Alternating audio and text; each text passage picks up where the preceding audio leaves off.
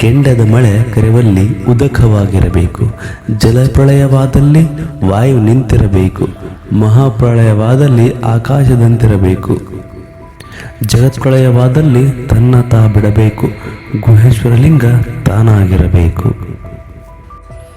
ಇಲ್ಲಿ ಅಲ್ಲಮರು ಶರಣರ ವಿವಿಧ ಸನ್ನಿವೇಶಗಳ ಎದುರಾದಾಗ ಹೇಗೆ ನಡೆದುಕೊಳ್ಳಬೇಕು ಎಂದು ರೂಪಾತ್ಮಕವಾಗಿ ಹೇಳುತ್ತಿದ್ದಾರೆ. ಪರವಸ್ತು ಅಥವಾ ಪರಮಾತ್ಮನು ಸದಾ ಅಚಲ ಹಾಗೂ ಶಾಂತ. ಆ ದೇವನೇ ತಾನು ಎಂದು ಅರಿತವನೇ ಶರಣ. ಇಂತಹ ಶರಣನ ಘನಶಾಂತತೆಯನ್ನು ಕೆದಕುವ ಯಾವ ಶಕ್ತಿಯೂ ಜಗತ್ತಲ್ಲಿ ಇಲ್ಲ. ಇಂತಹ ಶರಣ ಕೆಂಡದ ಮಳೆ ಸುರಿಯಲಾರಂಭಿಸಿದರೆ ಉದಕವಾಗಿ ಅಂದರೆ ನೀರಾಗಿ ನಿಲ್ಲುತ್ತಾನೆ. ಇಡೀ ಭೂಮಿ ನೀರಿನಿಂದ ಆವೃತವಾದರೆ ಅವನು ವಾಯುವಿನಂತೆ ಸುಳಿಯುತ್ತಾನೆ. ಇಡೀ ಭೂಮಿಯೇ ನಾಶವಾಗುವಂಥ ಪ್ರಳಯವಾದರೆ ಆತ ಆಕಾಶದಂತೆ ಬಯಲಾಗಿ ಉಳಿಯುತ್ತಾನೆ. ಒಂದು ಪಕ್ಷ ಇಡೀ ವಿಶ್ವವೇ ಅಂದರೆ ಬ್ರಹ್ಮಾಂಡವೇ ಅಳಿದು ನಾಶವಾದರೆ ಆತ ಜೀವಭಾವವನ್ನು ಬಿಟ್ಟು ಪರವಸ್ತು ಅಥವಾ ಪರಮಾತ್ಮನಾದ ಗುಹೇಶ್ವರನಲ್ಲಿ ಲೀನವಾಗಿ ಉಳಿಯುತ್ತಾನೆ. ಇದು ಈ ವಚನದ ತಾತ್ಪರ್ಯ.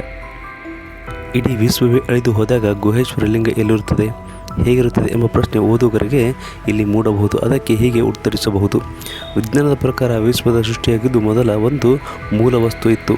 ಅದು ಸ್ಫೋಟಗೊಂಡು ವಿಶ್ವ ಸೃಷ್ಟಿಯಾಗಿದೆ. ಇದು ಬಿಗ್ ಬ್ಯಾಂಗ್ ಥಿಯರಿ ಎನ್ನುತ್ತಾರೆ. ವಿಜ್ಞಾನದ ಪ್ರಕಾರ ವಿಶ್ವ ಸೃಷ್ಟಿಯಾದದ್ದು ಹೀಗೆ. ಅದರಲ್ಲಿ ಎಷ್ಟೊಂದು ಗ್ಯಾಲಕ್ಸಿಗಳು, ಸೌರಮಂಡಲಗಳು, ಗ್ರಹಗಳು ರಚನೆಯಾದವು. ಎಷ್ಟೋ ಕೋಟಿ ವರ್ಷಗಳ ಕಾಲ ಸಾಗಿ ಅಲ್ಲಿ ಜೀವಿಗಳು ಸೃಷ್ಟಿಯಾದವು. ಈ ವಿಶ್ವವೆಲ್ಲ ಅಳಿದೇ ಹೋದರೂ ಆ ಮೂಲ ವಸ್ತು ಉಳಿದೇ ಉಳಿಯುತ್ತದೆ. ಅಂದರೆ ನಮ್ಮಲ್ಲಿರುವ ಚೈತನ್ಯವನ್ನು ಯಾರು ಸೃಷ್ಟಿಸಲೂ ಇಲ್ಲ, ಅದನ್ನು ಯಾರು ನಾಶಪಡಿಸಲು ಸಾಧ್ಯವಿಲ್ಲ ಎಂದರ್ಥ.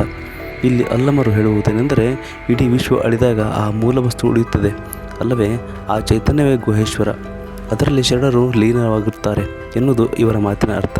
ಒಟ್ಟಾರೆಯಾಗಿ ಇಲ್ಲಿ ಶರಣನ ಅಗಾಧವಾದ ಹಿರಿಮೆಯನ್ನು ಹೇಳಲಾಗುತ್ತಿದೆ. ಇದನ್ನು ಇನ್ನೊಂದು ರೀತಿಯಲ್ಲಿ ವ್ಯಾಖ್ಯಾನಿಸುವುದಾದರೆ, ಶರಣನ ಮೇಲೆ ಲೋಕವೆಲ್ಲ ದ್ವೇಷದ ಮಳೆಯನ್ನೇ ಸುರಿಯಿಸಲಿ, ಮೃತ್ಯು ದೇವತೆಯು ಅವನನ್ನು ದೇಹಾಂತಗಳನ್ನು ಕಬಳಿಸಲಿ, ಶರಣನು ಶಾಂತವಾಗಿಯೇ ಇರುತ್ತಾನೆ. ವಿಶ್ವವೆಲ್ಲ ಅಳಿದು ಹೋದರೂ ಆತನು ಪರಮಾತ್ಮನನ್ನು ಬೆರೆತು ಹೋಗುತ್ತಾನೆ. ಇದು ಈ ವಚನದ ಸಂಪೂರ್ಣ ಸಾರಾಂಶ.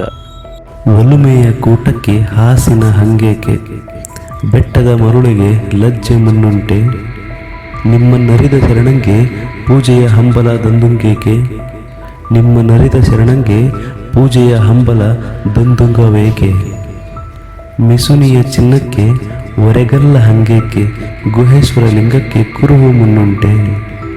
ಗುಹೇಶ್ವರನಿಗೆ ಯಾವ ಗುರುತು, ಸಂಕೇತ, ಕುರುಹು ಇರುವುದಿಲ್ಲ ಎಂಬುದು ಅಲ್ಲಮರ ವಾದ. ಇದನ್ನು ಆತ 4 ಉದಾಹರಣೆಗಳ ಮೂಲಕ ಹೇಳುತ್ತಿದ್ದಾರೆ. ಗಂಡು ಹೆಣ್ಣು ಇಬ್ಬರು ಪ್ರೀತಿಯಿಂದ ಆಸೆಪಟ್ಟು ಕೂಡುವುದಾದರೆ ಹಾಸಿಗೆ ಹಂಗು ಬೇಕಾಗಿಲ್ಲ. ಅವರು ಪ್ರೀತಿಯಿಂದ ಕೂಡುವುದಾದ್ದರಿಂದ ಎಲ್ಲಾದರೂ ಸರಿ, ಹೇಗಿದ್ದರೂ ಸರಿ, ಯಾವ ಹಾಸಿಗೆ ಅವಶ್ಯಕತೆಯೂ ಬೇಕಾಗಿಲ್ಲ ಎಂದರ್ಥ. ಹುಚ್ಚು ಪ್ರೀತಿಗೆ ನಾಚಿಕೆ, ಸಂಕೋಚಗಳು ಇರುವುದಿಲ್ಲ. ಪ್ರೀತಿಸುವವರು ಏನೋ ಬೇಕಾದರೂ ತೀರ್ಮಾನ ಕೈಗೊಳ್ಳುವುದು, ಎಲ್ಲಿ ಬೇಕಾದರೂ ಓಡಿ ಹೋಗುವುದು, ಯಾರನ್ನು ಬೇಕಾದರೂ ಕಳೆದುಕೊಳ್ಳುವುದು, ಸಿದ್ಧರಾಗಿರುವುದು, ಹೀಗೆಲ್ಲ ಮಾಡುತ್ತಾರಲ್ಲವೇ?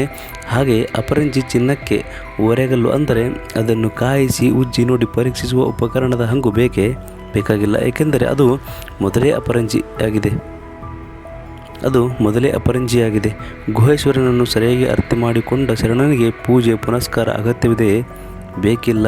ಏಕೆಂದರೆ ಗುಹೇಶ್ವರನನ್ನು ಅರಿಯುವುದೆಂದರೆ ನಾನು ಎಂಬ ಭಾವವನ್ನು ಕಳೆದುಕೊಂಡು ಅವನಲ್ಲಿ ಲೀನವಾಗುವುದು ಎಂದರ್ಥ. ಇಂತಹ ಪರಿಸ್ಥಿತಿಯಲ್ಲಿ ಪೂಜೆ ಅವಶ್ಯಕತೆ ಇರುವುದಿಲ್ಲ. ಹಾಗೆಯೇ ಗುಹೇಶ್ವರ ಲಿಂಗಕ್ಕೆ ಯಾವುದೇ ಕುರುಹು ಮೊದಲೇ ಇರುವುದಿಲ್ಲ ಎಂಬುದು ಅಲ್ಲಮರ ವಾದ. ಇದು ಈ ವಚನದ ಸಂಪೂರ್ಣ ಸಾರಾಂಶ.